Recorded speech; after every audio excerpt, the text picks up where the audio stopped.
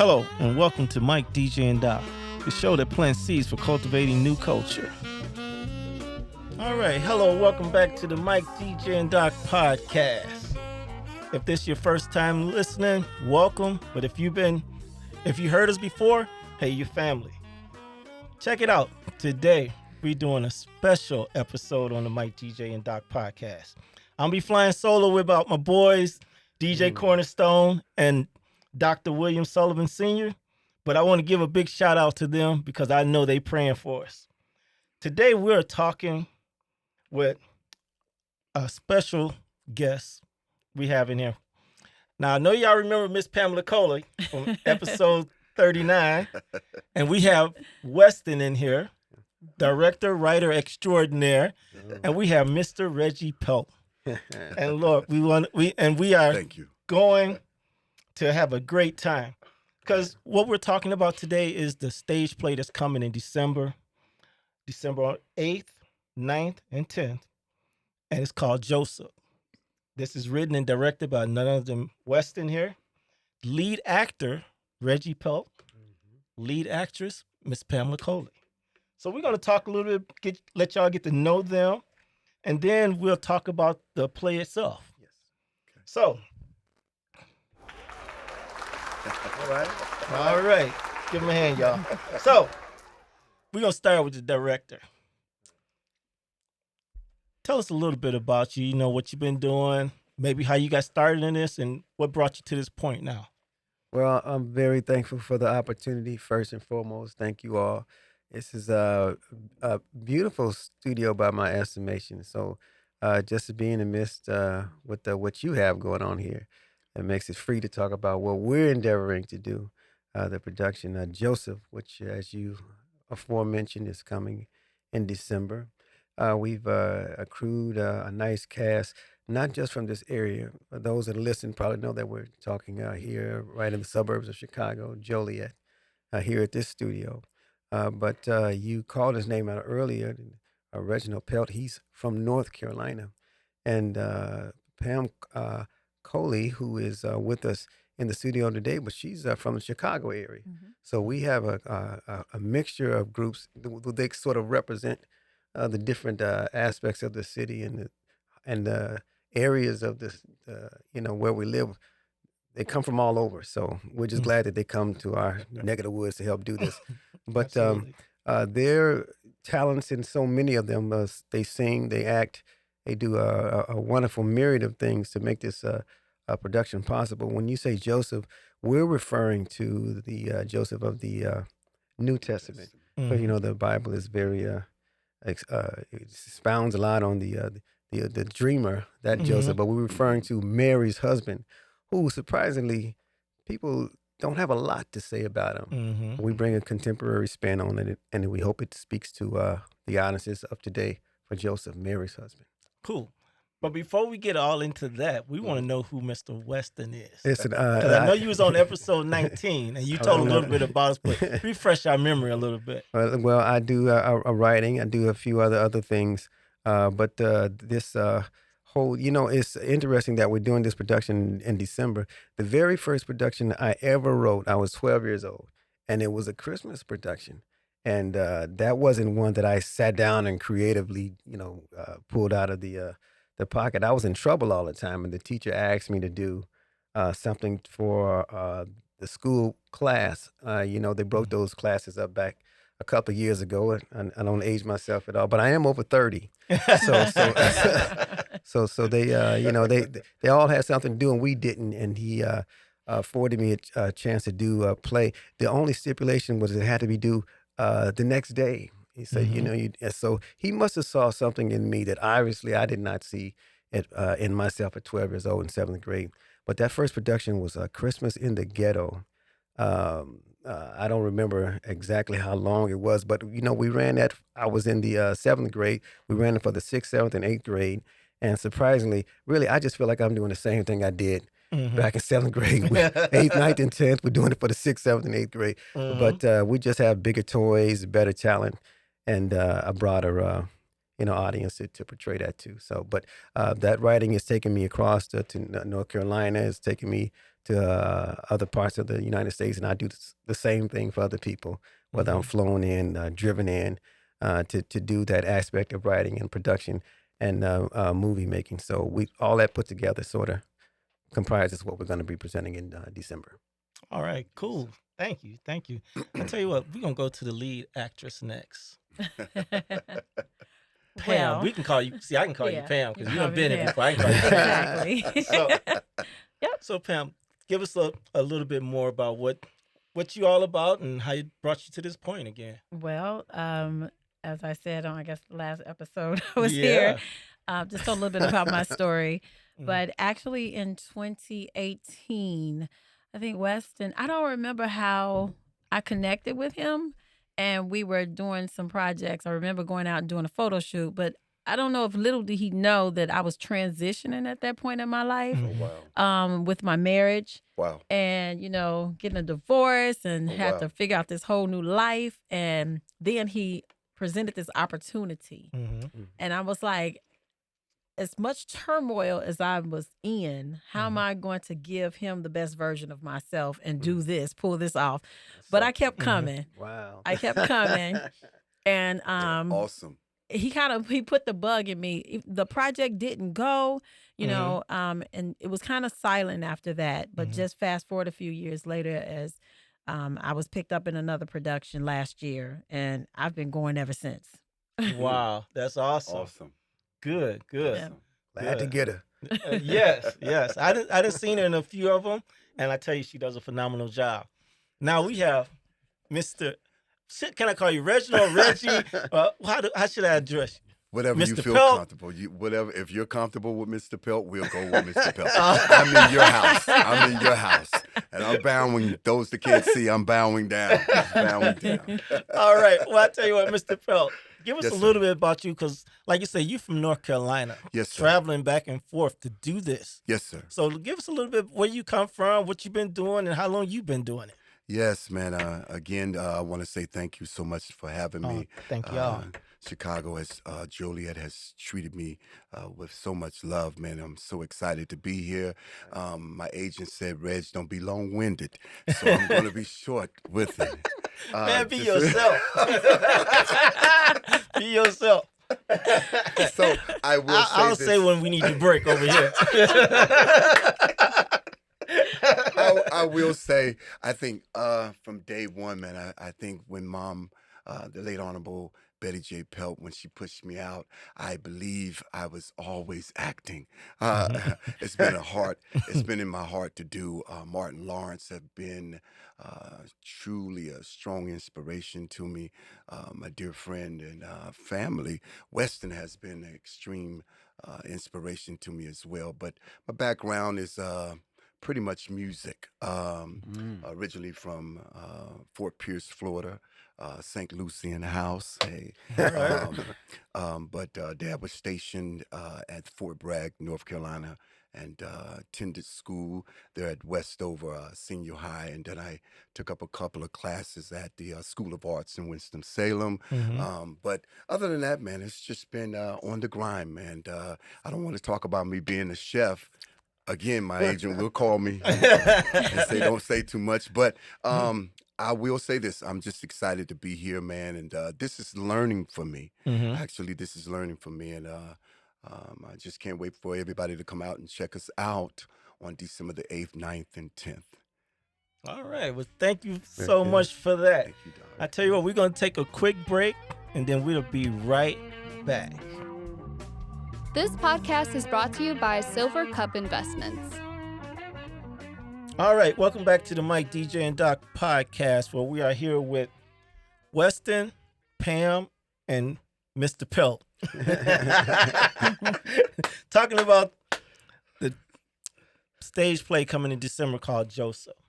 Now, we're going to talk a little bit more with our guests, though, because we want to find a little bit more about them. So that, like I said, you make that connection with them when you come in to see the play. You don't just see them up there acting, but you see the person a little bit more and see the passion that comes through in the acting, and you can feel it better. So we're going to talk to them a little bit more, go into that. Now, and this is open to anybody.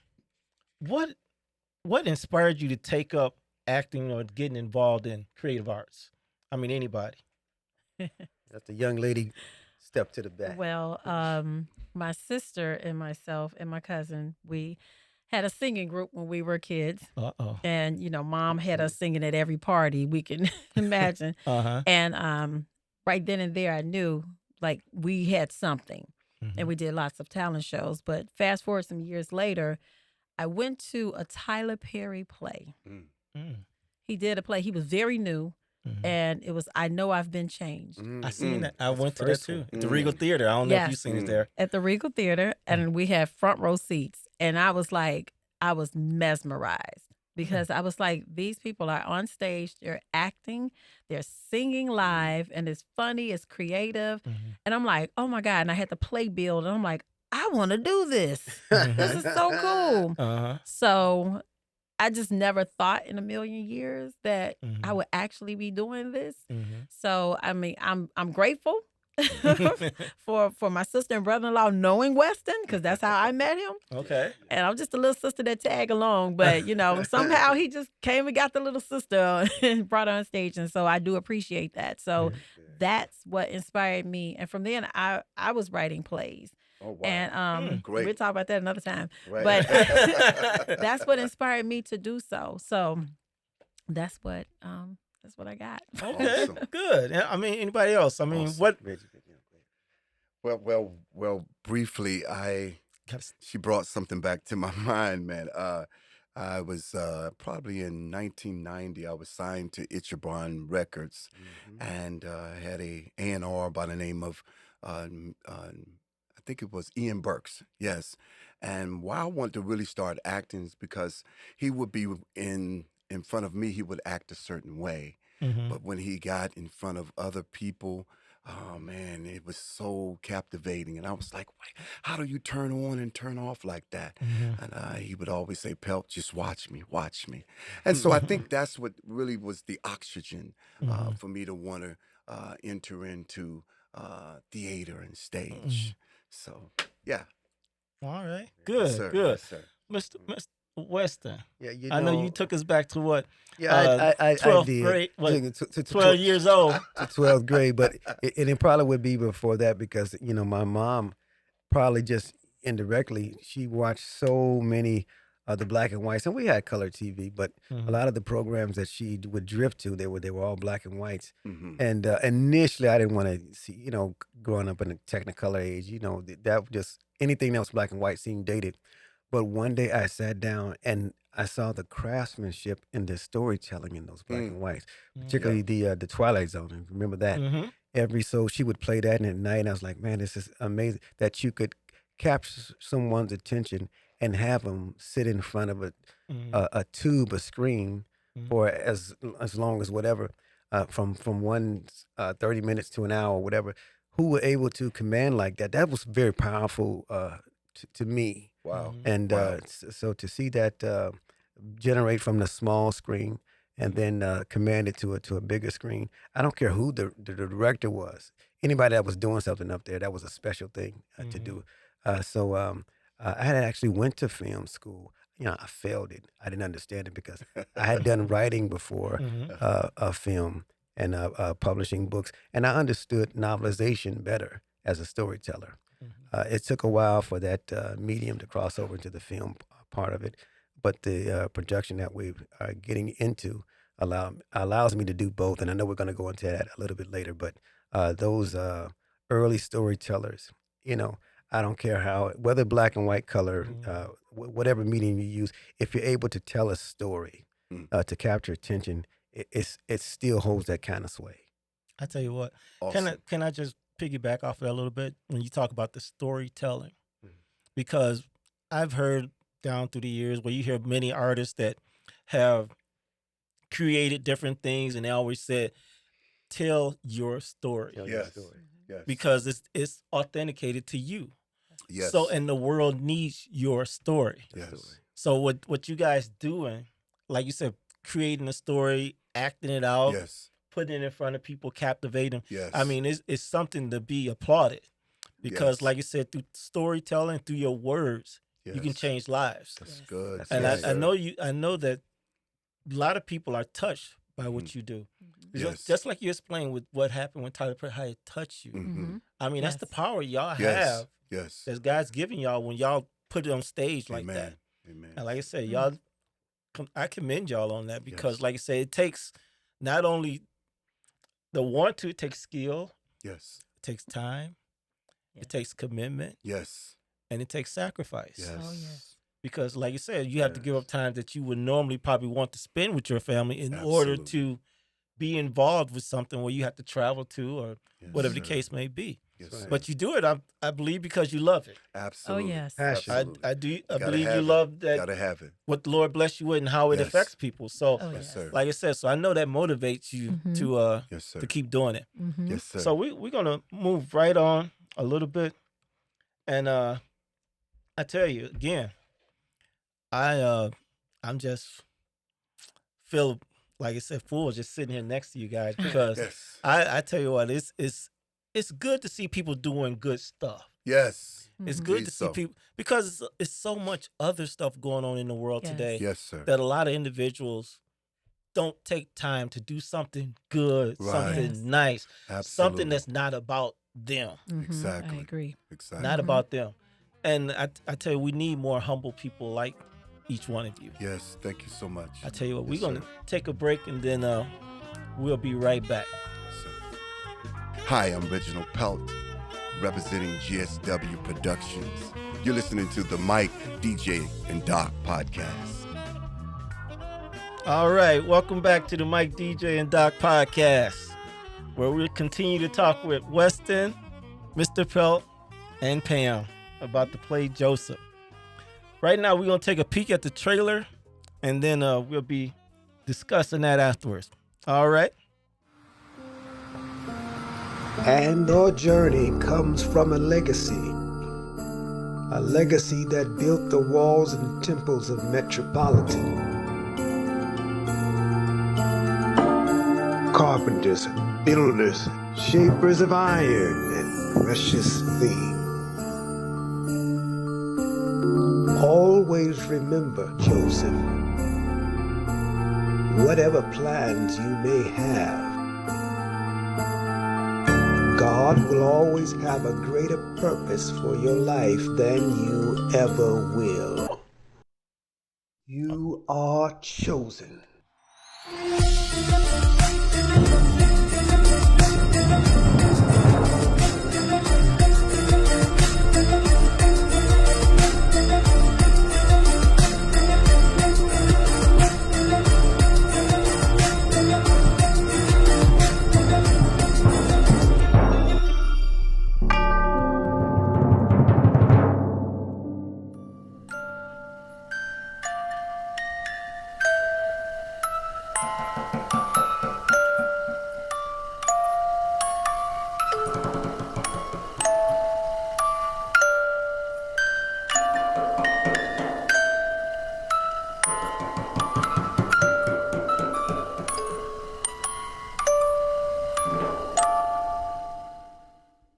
All right. All right. Oh, wow. That was intense. Yes, it was. Man, and then the pink tie hit me in the face. That's all right. That's all right. Just a little soft. Just a little Yes. soft. Oh, wow. Let's get into this. Wow, that looks awesome. Oh, I can't wait to see that. I tell you what, first of all, I know you started in a little bit. Why did you choose this Joseph, though, to write the story out of the Bible? Well, I'll be honest about the whole impetus of it. Actually, I was doing another project, just about 5 years ago, and I got a call from North Carolina from he's a pastor friend now. He's just been installed as an apostle, but at the time, he called and said, "Listen, we're doing something for Christmas. We'd like for you to come and write something for our church." And I said, "Listen, I welcome the opportunity, but I'm really." We were doing our first movie, so I felt that all of our time and attention should have been given to that, and I was honest with them. I said, "I thank you for the opportunity. Maybe another time we'll give it our best." And I left it there, but he persisted with that. Mhm. Another week, he was in touch again. You really should consider this. I said, well, let me hear what you want to do. Well, he didn't want to do it. He wanted me to do it, but he said, I would I would like to do something with from Joseph's perspective, and and I listened and heard him out, and Mhm. I still was just kind of skeptical, but it was the pull and passion that he had. Mhm. They said, well, I'll come and visit the church and so forth. So we ended up doing a project there. I wrote it, came back, he flew me in, and I wrote it in just before we had an assembly with this church. Now, Reggie, he was there during that time, who Mhm. incidentally is also my brother-in-law. This is my wife's brother. All right. Very, so, Now tabloid's gonna come yeah. in there. I'm calling his name because I said, listen, if I consider doing this project, Reggie has to be on it, because the moment that he told me that he wanted to do something about Joseph, and Mhm. just kind of left it there, because uh, the Bible really doesn't have much to say Right. about Mm. the Right. Joseph of the New Of the Testament. New Mhm. Testament. The Right. Mary's husband, and you could just say Mary's husband, the carpenter. Mhm. You pretty much could leave it at that, Mhm. But so it caused me to be insightful about just that snippet that he wanted me to cover. But I wanted my brother-in-law because I feel he's a very passionate artist. He Mhm. can sing, he can act, Mhm. and the way that I envisioned it, I just automatically saw him in that place. But we did that project. It was not called Joseph. It was called something else. But as Mhm. the years passed, I said, I really like the storyline. I didn't initially start out doing it, but having finished it, I said, man, that really is that says something to me. So Christmas came and went. Christmas came and went, and it came back. And my Mhm. wife said, what are you gonna do this time? I said, I want to do that project that we did in North Carolina. Mhm. I probably would tweak it a little bit, and I wouldn't call it that. At the time, it was called A Strange Way to Save the World. Mhm. Okay. Joseph, to me, because it really talked about that particular character, it just all seemed to sum up in just that name. It's just Mhm. simply Joseph. So we deal with that aspect of it from that whole news of Mary receiving that uh, powerful, uh, that she was carrying the Messiah, Mhm. That's good. which is a great news. Mhm. But how good would that news initially have been to Joseph? Well, the Bible does give us an indication that he wanted to put Mary away privately, Yeah. and we can just go about our way. Mhm. But he had to have intervention to continue something, like that. So we took that age-old tale and Mhm. uh, with the time testament brought it into today, Mhm. and from that angle or that perspective, Hmm. tell a story. And these artists here, Reginal Pelt, Pamela Coley, who was initially going to do another part in the Mhm. play, Mhm. but after some things went the way that they did, I asked her, and I was so glad that she was receptive to that, because I think they bring a good chemistry to this project. I tell you what, Yes. you start out one way and the Lord leads you in another way. Yes, he Yes. does. No matter how you strategize and plan it out, I tell you what, that is something else. Because like you said, it's not a lot about Joseph. Mhm. Like you said, most times at the rehearsal when I'm there, you ask anybody know anything about Joseph. Yes, right. We go Everybody, around the room. everybody holler, Right, he's right. carpenter, Right. right? Same answer. Mary's right? husband. And then you get a few more where you get his bloodline, where he's descended of Boaz and Mhm. Rahab and those things like that. Yeah. Absolutely. But yeah, like you said, it's not a lot. So for you to take that and that small piece, and this just takes us segue right into the next question: how you make a contemporary story out of that small piece of him in there? Yeah, Because and you almost have to create everything. you literally do have to create it. And again, I credit the Apostle Michael C. McGill for just the idea that it could be done. But Mm-hmm. having said that, it did cause me to reflect on all of the other type of stories that we had done before then. How Mhm. could we really bring the audience into this very small window of his life and expand it? Mm-hmm. And so that's a testament to God's grace and His gift to do it. Yes. But the way that unfolded and came out, I just it it it it captured my attention after the years that have passed, Mm-hmm. and I hope that can translate. We have enough things within our modern time with so many storytellers around, that I took those tools and kind of carved out how we could bring that into today's time. And I think you might have said it, that Joseph was a carpenter. One of the few things we say about him. Well, we kind of advanced him into an architect, which is another form of building. Yeah. Third generation. This Joseph Galilee, we took that part of the name, both of those from, and put him into his own office setting over Joseph Galilee and Associates. And how about Mary, who we can't not say that she was called and she was highly favored, but there had to be some favor on Joseph's life as well.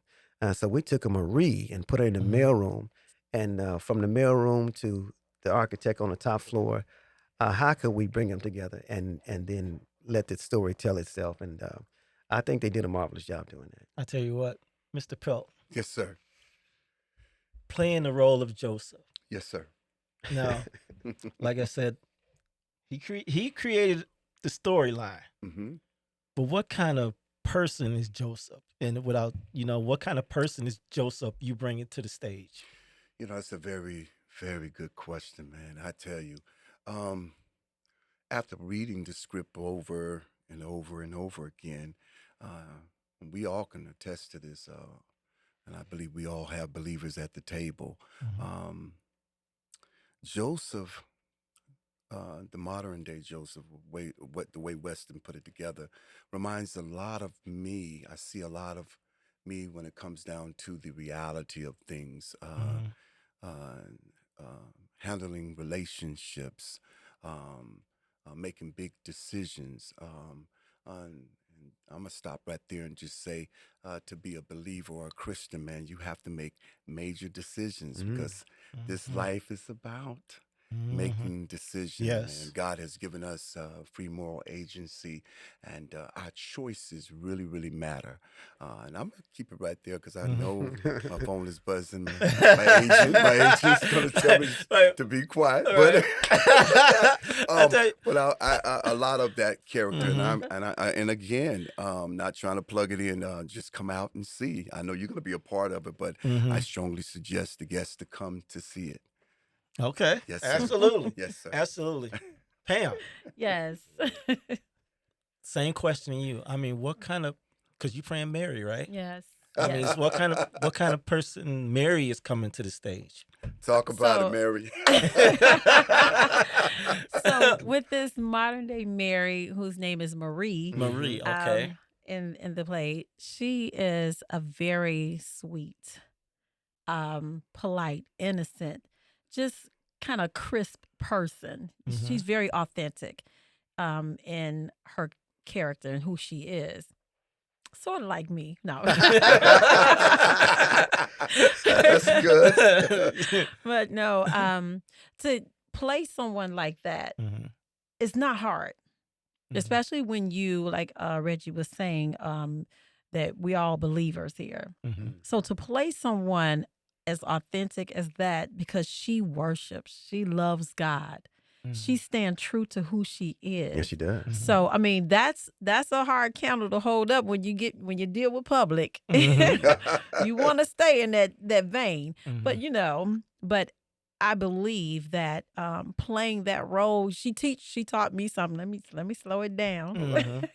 Right. Dealing with the public, but it's good that when you can when you can actually learn from the character that you're playing. It's good to learn from them. It's good to immerse yourself into that person so you can become them. Because one thing that people come out to see when they see a play, they want to believe Yes. what they see. Oh, yeah. Yes. Yes. We can talk about it all day, but if you don't believe Very that good. we are who we are, you have to know when we walk off that stage that Joseph is that architect. You have to know that Marie is that little honest, sweet male girl. Right. So, Yes. Yes. Because like you said, if you can make the audience believe, that's the power. That's the Yes. anointing Absolutely. right there. Yes. That's right. Yeah, That's so- the anointing because see, like you Yes. say, you taking a biblical story that's already anointed. Mhm. Right. You converting it into a contemporary story. That's good. Mhm. And so now you have to somehow, through God's grace, bringing that same anointing in Absolutely. a contemporary story. Absolutely. Yes. So yes, like by far, you have to be real and authentic. Exactly. Yes, I want people to actually come and see, and afterwards, because when they approach you after the play, they tell you, "Oh, it was good, you did a good job." Mhm. If someone make them upset in a play, I've seen it happen Right. Mhm. They've done their because job. I yes, because I played a mean character before, and I was told off. I'm like, wait, we was just acting, right? So I'm like, okay, so That's good. I Yeah. take it really seriously Uh-huh. to play this role, and I'm like, okay, I Yes. got to make it believable because we got 5 shows That's ready to right. pull off. That's Okay, right. Yeah. so Yes. Yeah, you know if they come up there mad at you, they felt it. Yeah. They felt it for or real. if they yell out in the audience, That's You reality. did your job. You You did your job, You did right? your job. So I want to do my job. Yes. I want to Uh-huh. make sure. Yes. That's All good. right, that's Very good. good. That's good. I tell you what, let's go to our next question here. And with this play or with other plays and everything, I know that you guys are all doing this as a secondary commitment. Mhm. Do you ever see yourself becoming full-time actors? Let Let the lady answer. Yeah. the lady answer that one. Ah. Throw you out there first, Right. huh? Well, my secular job, I do love what I do, Mhm. but when you love something so much, it's not really considered work because you don't feel like you're forced to do it. It just comes natural. Mm. And I call myself a social butterfly because I talk all day at work. I educate Mhm. patients. But this right here, this is a whole nother level. This right here, oh yeah, I could do this. Oh, okay. if the money's right. So you gotta eat. I mean, I make a good living right now, so you gotta match that ground to go up. I'll be real. The cost of living has went up. Oh yeah. Oh It's going yeah. up. But yeah, I think it's So true. being exposed to film what Weston did, because I think my first project actually that we did all the way through was the music video. Video. I still can't remember. It's such a blur because it was so much was happening in my life at that time, but it was such a blur pre-pandemic Yeah. that we did the music video, and I saw what goes into all the work that he puts in. You all see that Little clip, but it's minute a lot. and a half video. Oh my God, it takes so much just to make that Indeed so. the right angle. So I'm actually watching and I'm learning Okay. from him. Okay. Yeah. So. Yeah, because like you said, maybe behind the curtain, Oh it yeah. could be a career in that. Right. Mr. Pelt, do you ever see yourself walking away and doing this full time? Just Yes. packing your bags, going to Hollywood and say, look, Hollywood or bust. I'm not sure about the Hollywood, They but, not but ready for I will say this, man. I can see it happening. I think my strength is behind the scenes. And I'm learning so much by watching Weston, and I do have a passion for perfection. But I think like Michael Jordan, I do my best work when I bring others up or push others up. At my local assembly at Grace Place Christian Church, shout out to them in Hope Mills, North Carolina. All right, we'll give him a hand. I'm a We'll give him a hand. Apostle Michael C. McGill and Pastor Teresa McGill. I'm an elder, but I always say I'm a faith walker. But they call me the cheerleader. So I do my best work when I'm encouraging others, man. And when it comes down to a grand production like this, did I say on the 8th, 9th, and 10th? They already know that, right? Okay. But I think I can see myself doing it, but operating more on the back end of it. So I'm giving myself at least 3 years before I go to the next level. So by 3 years, we should be there, sir. All right. So, I mean, you patiently stepping it out. Yes, sir. Yes, sir. That's Yes, awesome. Sir. Yes, sir. That is good. Yes, sir. Because like you say, you got to have a plan. Got to have a plan. Don't mean it always go like you want, but like you Absolutely. said, at least That's as long as right. you're moving forward. Oh, Moving yes. forward. As long Yes, as sir. you're moving forward. Progress. What about you, Weston? You ever see yourself just full time doing this? Well, it feels full. It feels full time now, The don't it? whole way. Well, especially this year, because we've done hits here and there, but this year and a half is pretty much been a full time commitment to me. You know, part of that trailer that you played, and you alluded to it as well. It says in Jeremiah, "I know the thoughts that I have towards you. I know the plans that I have for you. That they're good. They're to give you a good and expected end.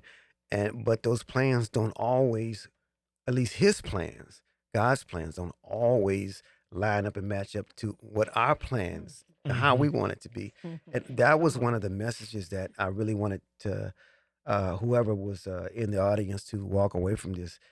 There's nothing wrong with planning. Uh, if you have a plan, you want to execute it. You want it to go the level best. You want it to, just like you see it in your head, you want it to go that way. And we'll plan our plan, but He will direct our steps. Yes. And those steps may not always take you to where your plan goes, but at the greater scheme of it, He's got a better plan, and always will have a better plan, than you, which was what Joseph had to learn, even biblically, because he wanted to walk another way. He was probably an honorable, just man. And not many people would have faulted him for the decision he would have made. You don't know what this woman has done. She's pregnant. She says it's from the Lord. She says, but hey, man, you got a rep. You got a reputation. And Yes. if you're a just man, you want to uphold that title. And as I said earlier, he wanted to put her away. That was his plan. But God, he had a greater way. He had a greater plan. And to get his attention to do that, and I think God has to get our attention sometimes through so many ways. Hey, keep going this way, but it's not working out. Right. It's not working out now, but keep going this way. Yeah, it doesn't feel good. It doesn't feel good now, but keep on this path. I know how the end game is going to go. I've already seen this story. You win. And so I'm encouraged by that brief snippet that we saw in there. We don't hear much after Joseph, but obviously he did win.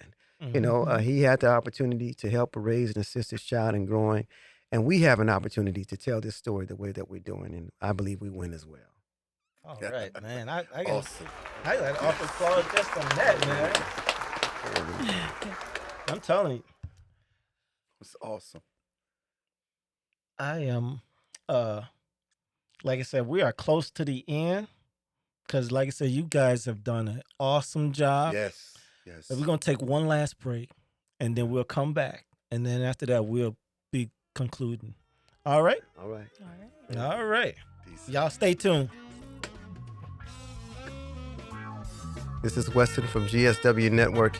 You're listening to the Mike, DJ, and Doc podcast. All right. Welcome back to the Mike, DJ, and Doc podcast.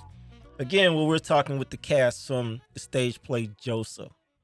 As you see, we've been having a very, very good conversation from beginning to end. But like all good things, they must come to an end at one point. So we're going to start with you, Pam.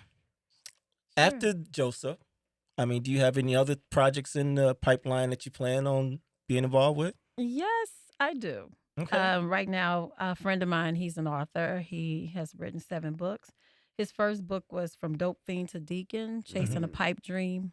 And he was talking about his time where he was into drugs. And from there, he was saved and became a deacon to the armor bearer of our church at one point. Wow. And so he Story employed me to redemption. write for him a play for that first book. All right. And Wow. Awesome. Wow. Awesome.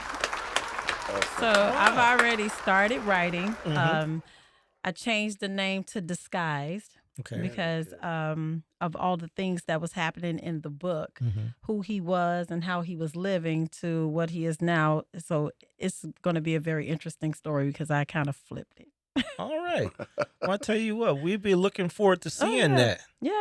Definitely. We'll definitely be Let notified. us- when, yeah, absolutely. Let us know. Weston will be there because I'm going to make sure he's free so he can finally see me work. That's absolutely. Very good. All Very right. good. Mr. Pelt, what do you got coming up after the Joseph Project? Well, trying to be modest here. I have a couple of eyes in the fire. the most important one right now.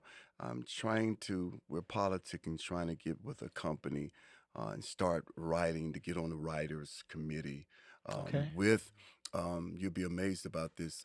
We do this thing in Fayetteville, North Carolina, when it comes down to gathering chefs and coming to one place, Mm-hmm. almost like the food truck gallery.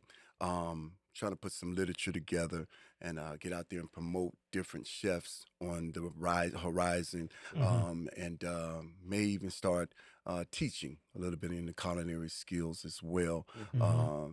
And then hopefully it all Mm-hmm. comes together, man, and we can do what you're doing now and Mm-hmm. showcase different people Mm-hmm. in the local triangle, and then from there sprout out Mm-hmm. and go into television, the whole nine, man. So Wow. yeah, we're gonna be busy, man. We're gonna be definitely busy, man. So be tuned to that. Mm-hmm. And Godspeeds to anybody that's praying for me. So Mm-hmm. we'll put it out there, man. But God bless you. And once again, thank you for Mm-hmm. having me here. Thank you so Thank much, you sir. for coming. Yes, sir. Thank you. Yes, And I sir. tell you what, link up with Mike DJ and Doc Yes, on sir. social media and send Will us do. some stuff Yes, sir. because even though we talk a lot about Joliet and Will County and Yes, sir. Chicagoland and all this different things like that, Yes, sir. we still believe that what we can say can help people in other states and throughout this Absolutely. nation. Absolutely. So if it's something here that we can help you down there in North Carolina, please Yes, link sir. up with us and let us know. Yes, sir. Will Absolutely. do. Thank you, Yes, Mr. sir. Pelt. Yes, sir. Mr. Reginal Pelt. Thank you so much. Yes, sir. All right, final one for you, Weston. Yes. Do you ever see any of these characters that you have created, past, present, or future, turn it into some kind of mini series or something? And that is an excellent question. Yes. That is a very good question.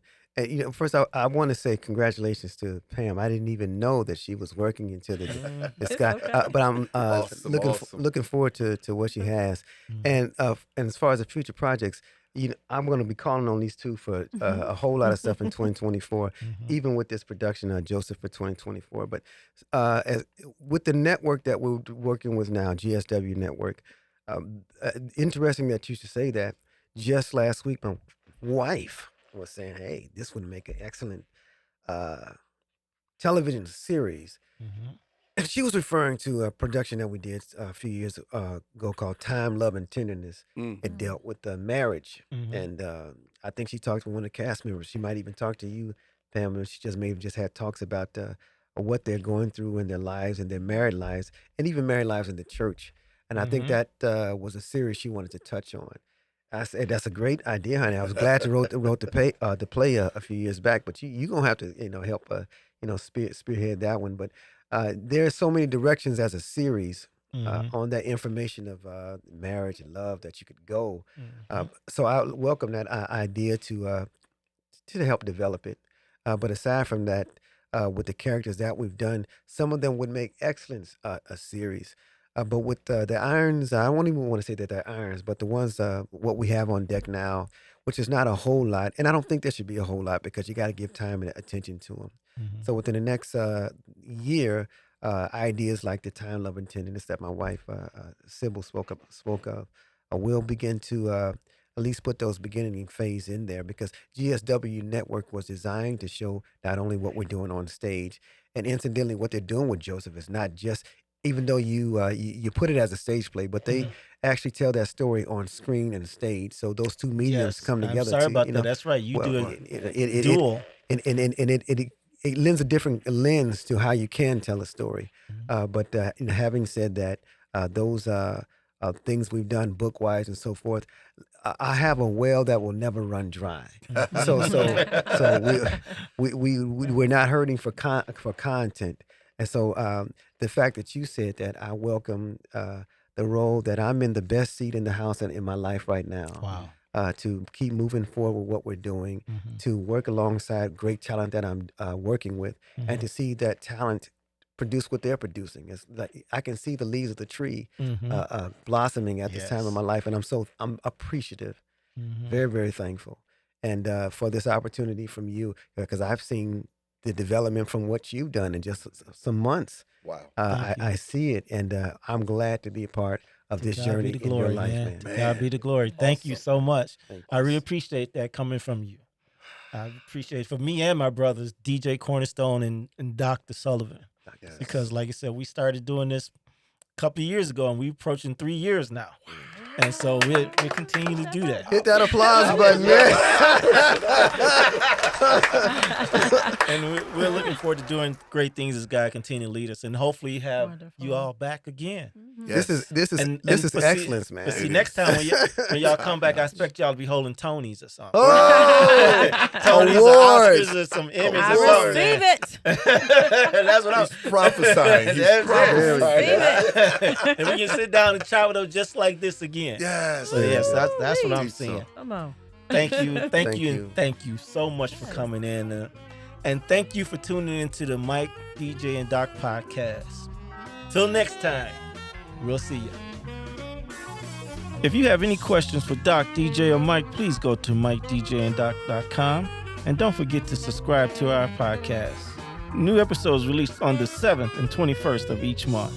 Matthew 25 and 40, Good News Translation, the King will reply, I tell you, whenever you did this for one of the least important of these followers of mine, you did it for me.